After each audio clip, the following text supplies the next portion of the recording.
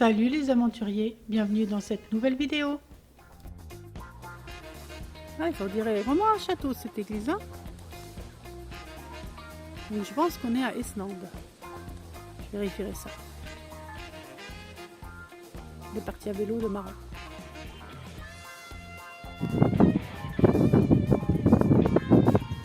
C'est les chimères. Alors oui, comme je l'ai dit, on est parti à vélo de Maran jusqu'à Esnande. Donc nous voilà devant l'église Saint-Martin d'Esnande, donc, qui est un vrai bijou architectural.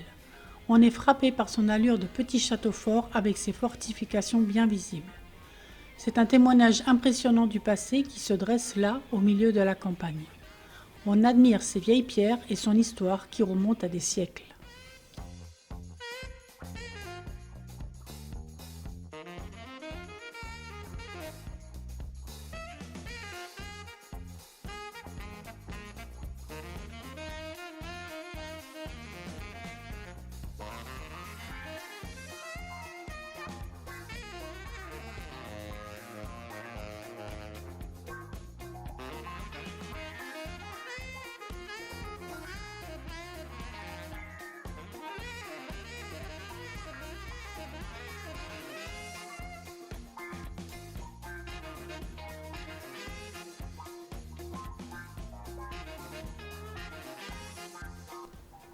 Ensuite, on continue de pédaler jusqu'à la pointe Saint-Clément. Et là, waouh! On a une vue absolument superbe sur l'estuaire de la Sèvre niortaise qui se jette dans la baie de l'Aiguillon avec l'océan en toile de fond. C'est un point de vue imprenable où l'on peut voir l'immensité du paysage, le vert du marais Poitevin qui rencontre le bleu de l'eau. On aperçoit aussi au loin l'île de Ré et parfois même l'île de Léron par temps clair. C'est un endroit magique pour prendre un bon bol d'air et se sentir tout petit face à cette nature grandiose.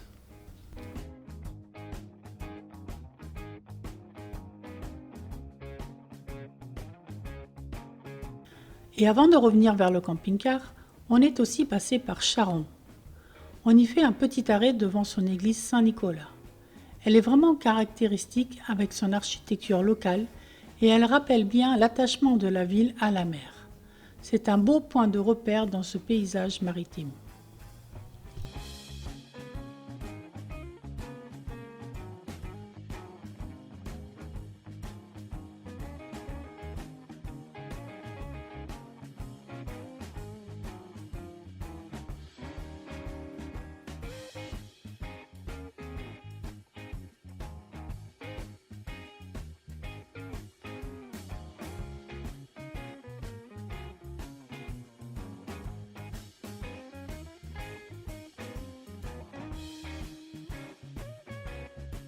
On passe également devant la fameuse écluse de Brault. C'est vraiment impressionnant de voir cette écluse en action. Un point de passage clé entre la Sèvre niortaise et la baie de l'Aiguillon.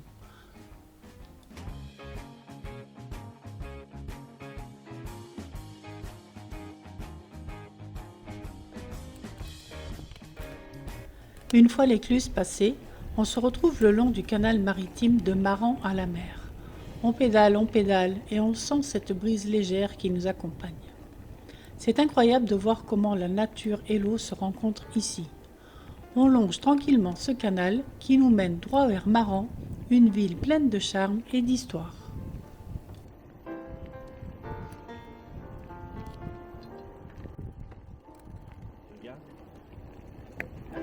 Ouais.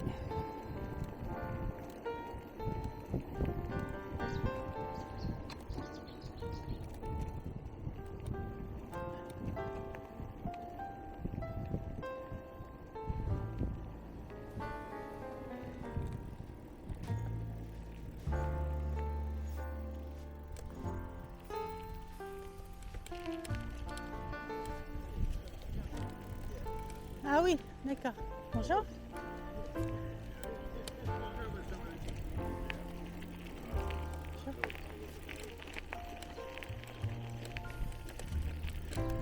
Et on arrive à Maran.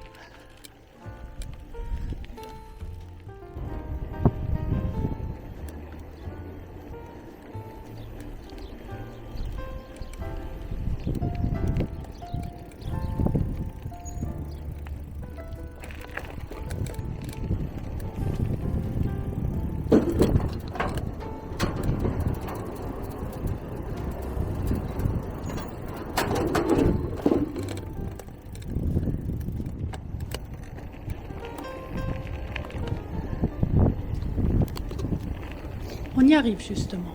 Et là, on aperçoit l'ancienne coopérative de Maran. C'était une laiterie fromagère industrielle, la laiterie Baron, qui a ensuite été reprise par les agriculteurs de Maran en coopérative. Elle a fonctionné pendant des décennies avant de fermer en 1988.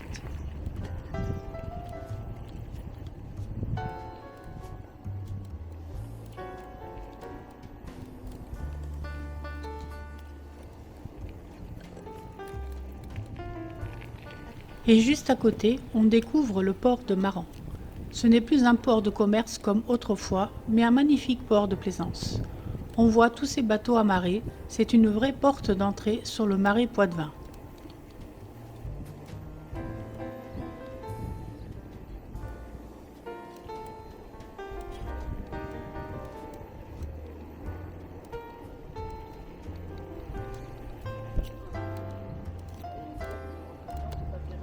Ah merde!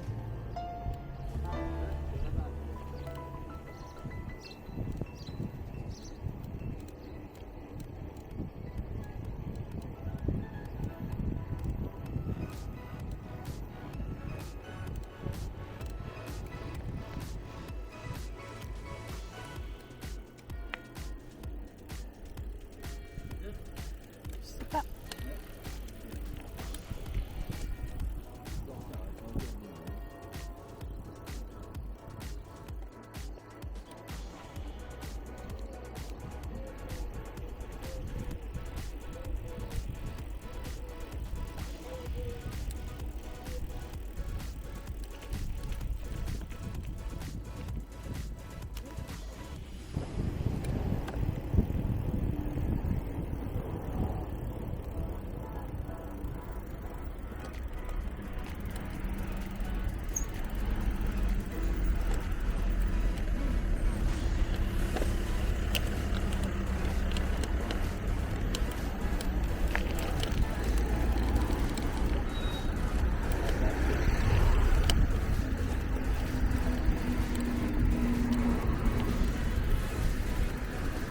Après cette belle découverte, on se dirige tranquillement vers notre point de chute, le camping-car qui nous attend sagement au bord de la Sèvre niortaise.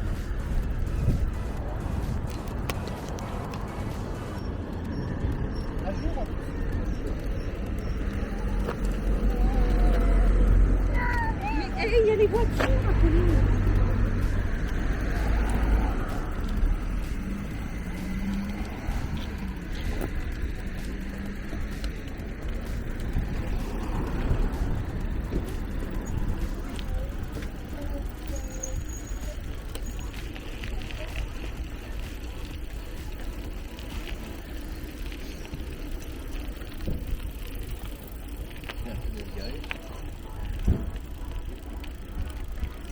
Devant la voiture, entre la voiture et la table. Entre la voiture et la table, mais la voiture, si elle recule pas un peu, ça va pas le faire, hein. On a bien, si.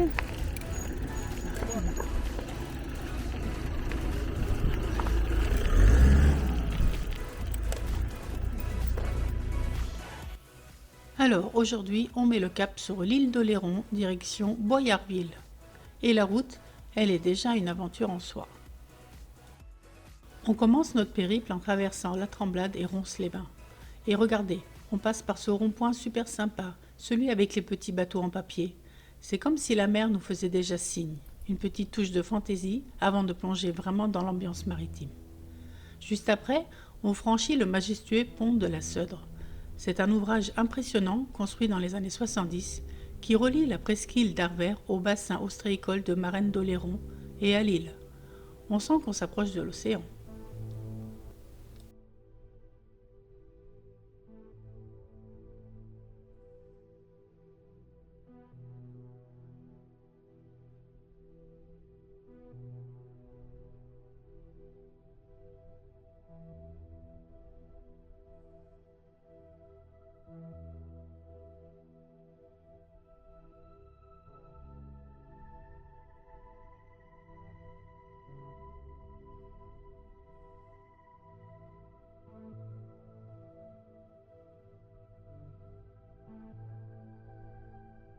On arrive ensuite à Marennes.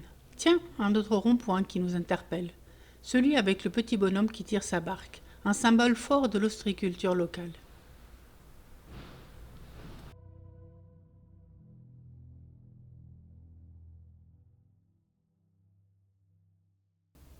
Puis on continue vers Bourse-Franc. Ici aussi les ronds-points sont des œuvres d'art.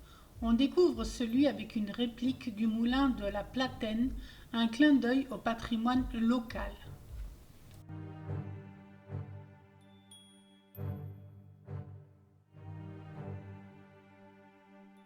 Et un peu plus loin, surprise, une miniature du fort Louvois trône fièrement sur un autre rond-point.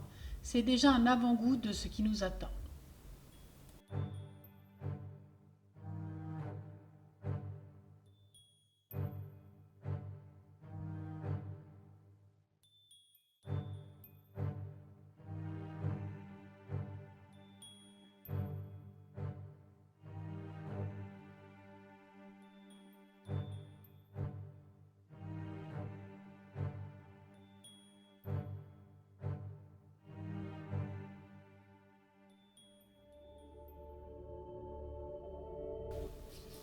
Et là, le grand moment. On s'élance sur le pont de l'île d'Oléron.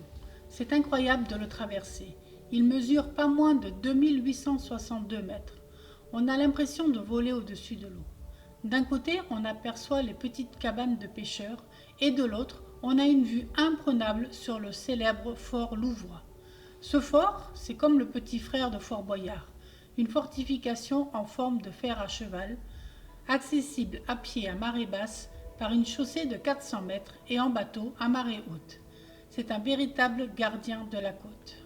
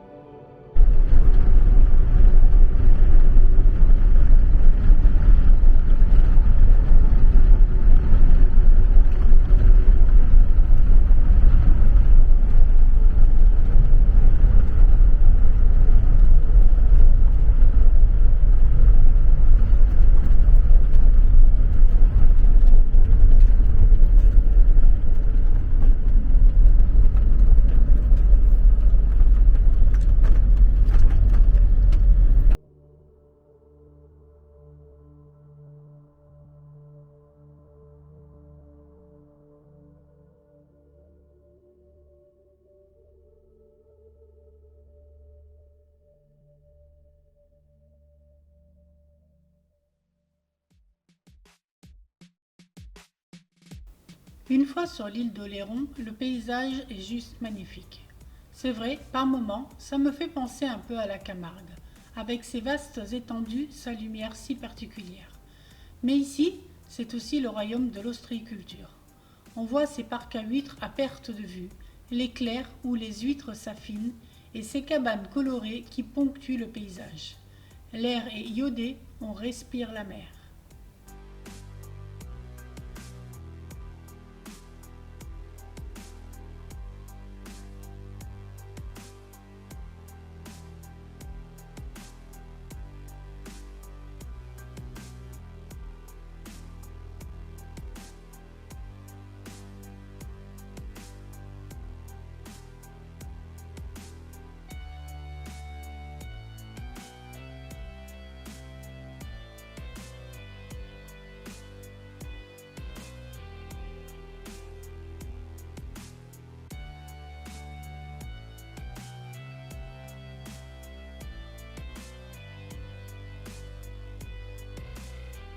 Et enfin, nous voilà arrivés à Boyarville. On se dirige directement vers l'aire de camping-car qui se trouve juste à côté du camping du Dauphin. C'est l'endroit parfait pour se poser avec tout le confort et profiter de la proximité de la plage et du port.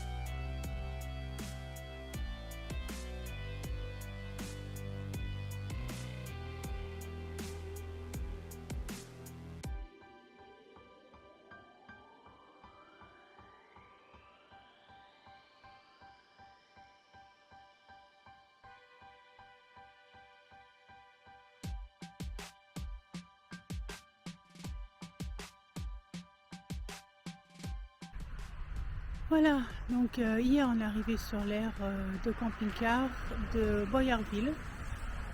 Donc c'est une aire avec 80 places, juste accolée au camping qui est de l'autre côté là-bas.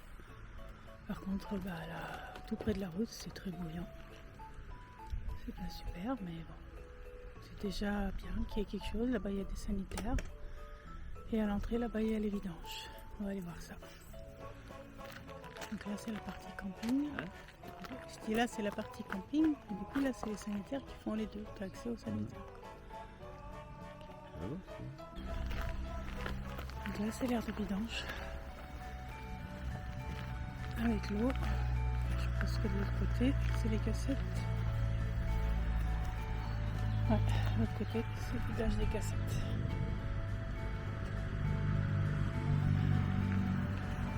Voilà.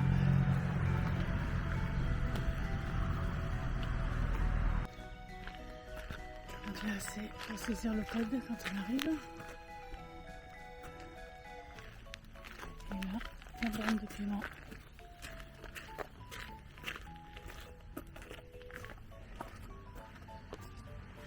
Voilà.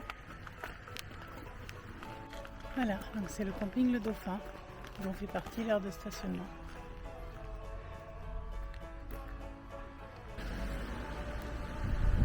Le port de Boyardville. Et du courant, hein. Marie, elle descend là. Oui, elle voulait. Ah oui. Ouais, la marée, elle descend grave là.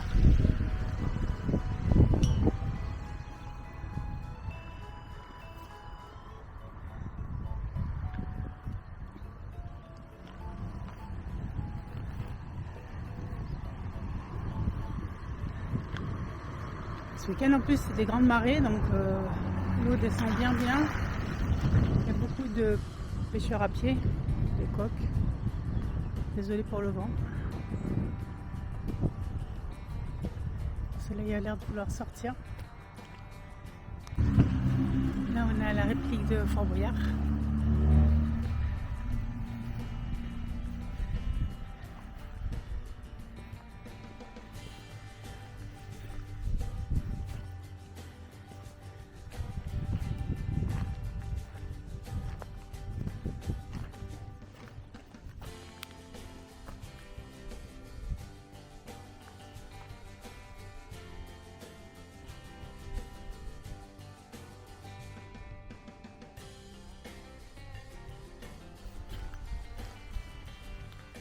Bateau de pêche.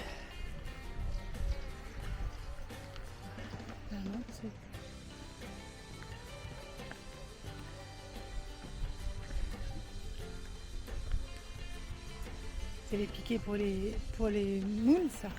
Pour les quoi? Pour les moules, quand ils les plantent, et tu sais, les moules, ils accrochent autour. Je sais pas. Si, c'est ça. Je sais pas. C'est peut-être des petits. Ah, c'est confirmé, c'est confirmé. Bah ouais, c'est confirmé. Ah ouais. C'est la même chose, hein. Ah ouais, c'est comme dans le sud. C'est sûr que les petits coins comme ça y ressemble beaucoup. Bon, là, il n'y a pas beaucoup de monde. C'est le matin, il fait pas beau. Le matin, c'est pareil, là. Ouais. On parlait de jogger.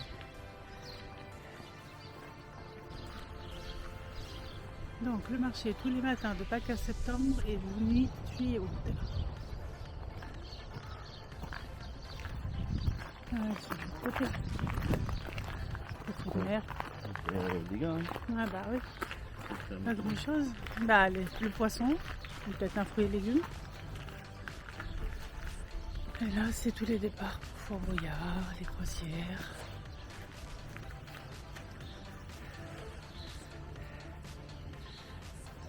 À savoir qu'apparemment, d'après ce qu'on a entendu, Fort Boyard deviendrait visitable au public à partir de 2026. À suivre.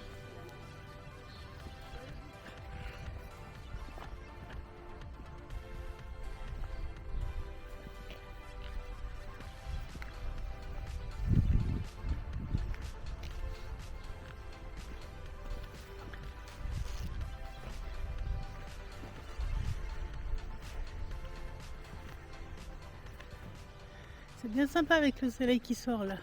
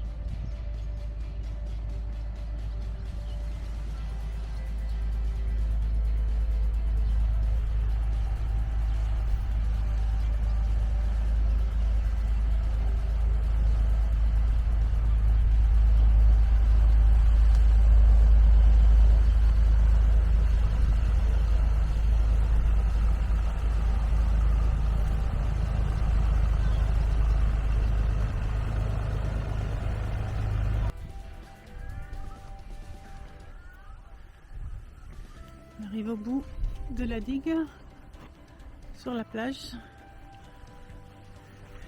Et normalement, on aperçoit Fort Boyard ici, mais vu comme le temps est bouché, je suis pas sûre qu'on le verra bien. Ce sera la surprise.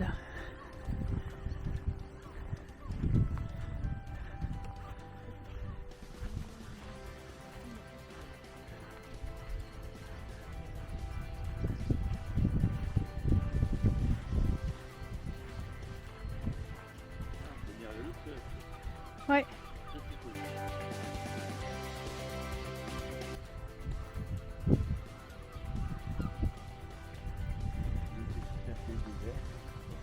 Et donc là, on voit Fort Boyard.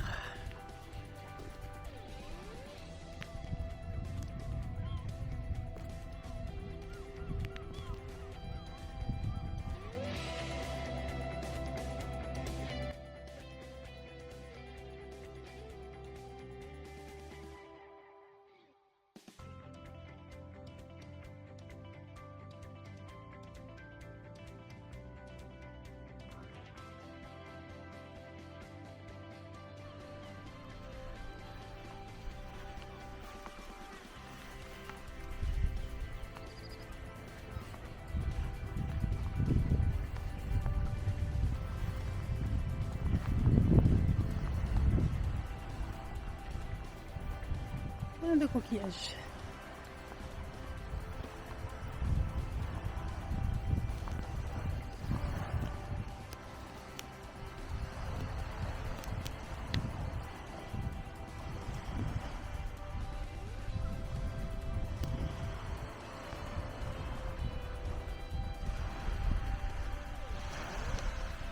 C'est rempli de coquillages.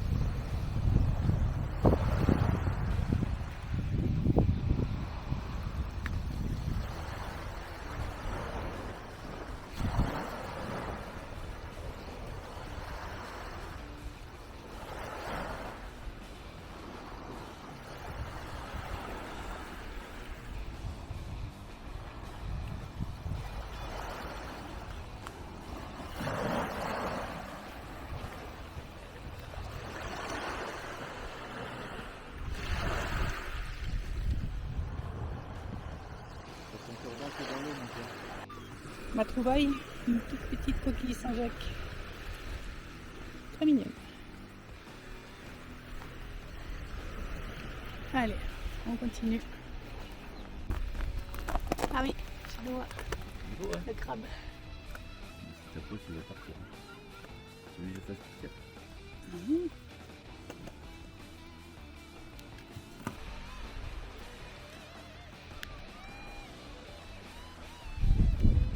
En tout cas, c'est paisible. Il n'y a personne. Goût des mouettes, goût des vagues. Très agréable.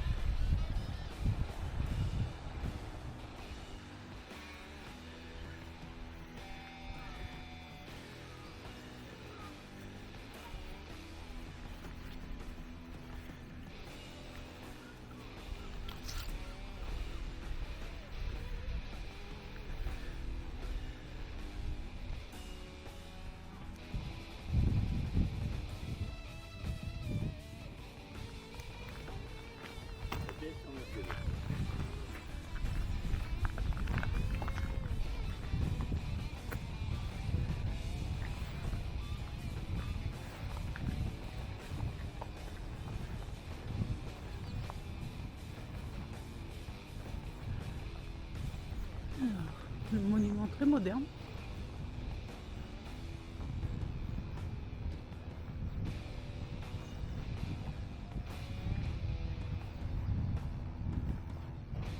Alors,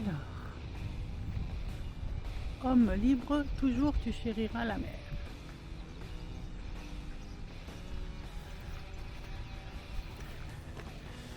Et là sur la cabane, on voit des vieilles photos. C'est Pognardville.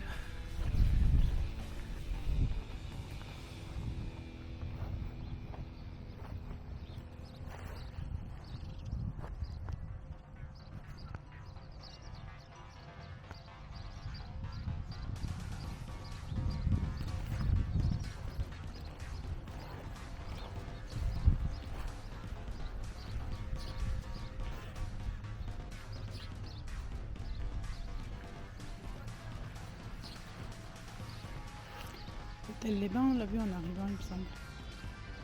C'était une des premières maisons après la petite reconstruction de Fort Boyard. Donc là, c'est le petit marché quotidien. Si on peut appeler ça un marché, hein. Il y a des marchands qui sont là tout le temps.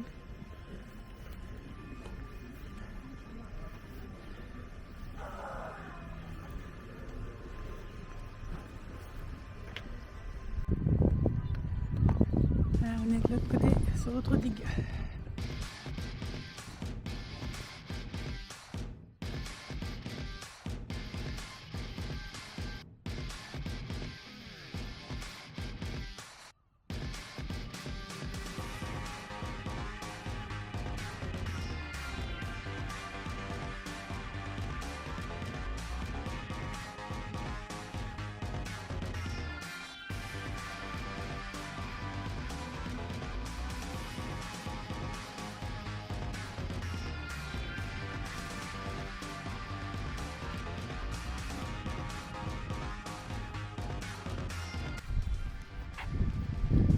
Cette partie-là est en accès interdit, c'est une zone protégée, avec les parcs à huîtres.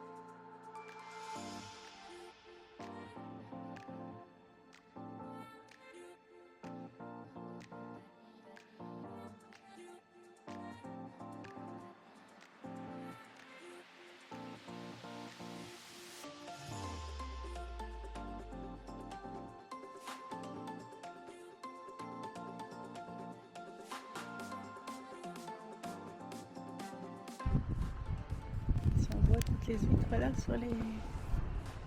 sur tous les cailloux.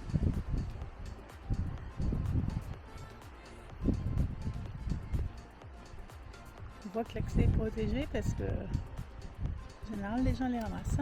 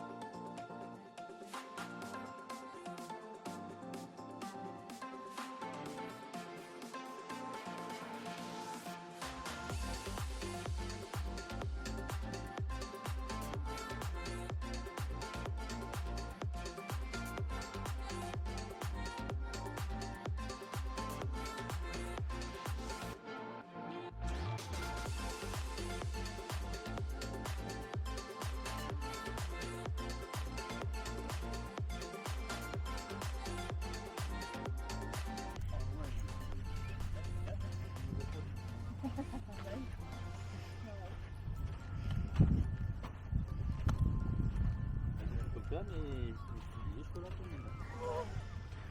C'est sur le dos. Le pied de route, tu vas voir ce que ça va faire. C'est ça, c'est un peu pareil.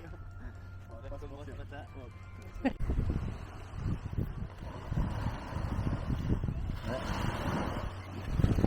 Il est désolé.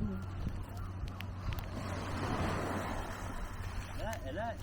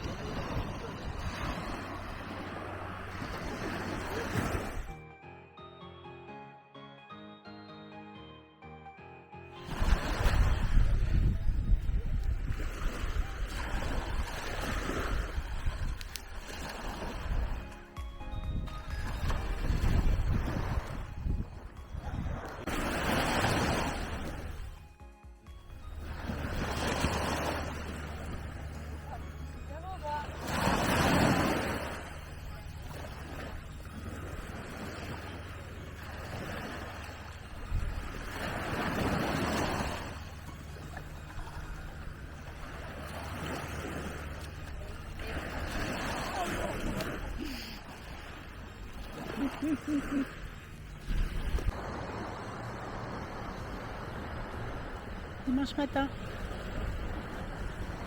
on revient faire une petite balade.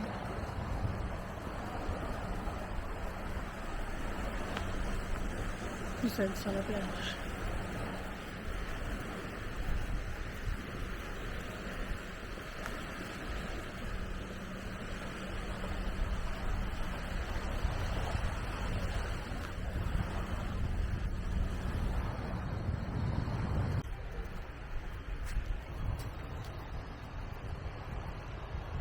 De mer.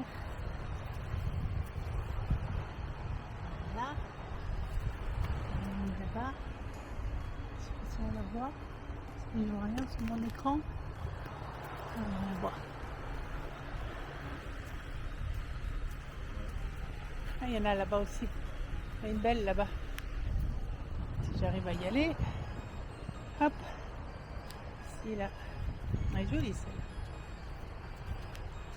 Ouais, elle est belle celle-là.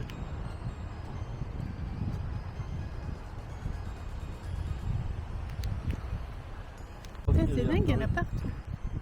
J'espère qu'elles vont pas toutes mourir. Ah ouais, elles sont toutes mortes déjà.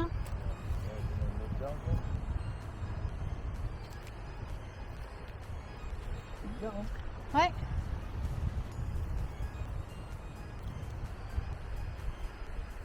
Oh, il y en a plein là, regarde ça. Ouais. Incroyable. On marche dans l'eau quand même. Ouais, on marche dans l'eau, ouais. Il y en a plein. Là aussi, encore plus loin là. J'ai fait un tour.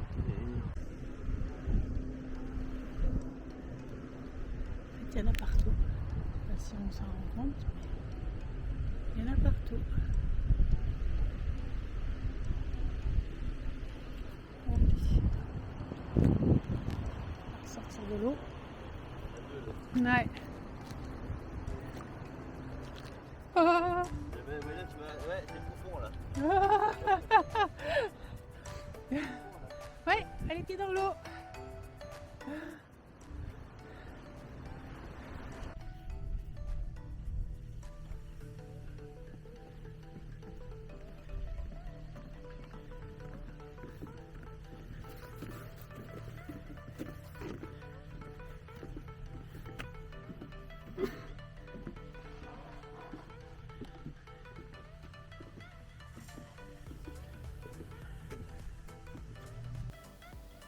Et en plein cœur de la magnifique forêt des Saumonards, juste à côté de Boyarville, on découvre le fort des Saumonards.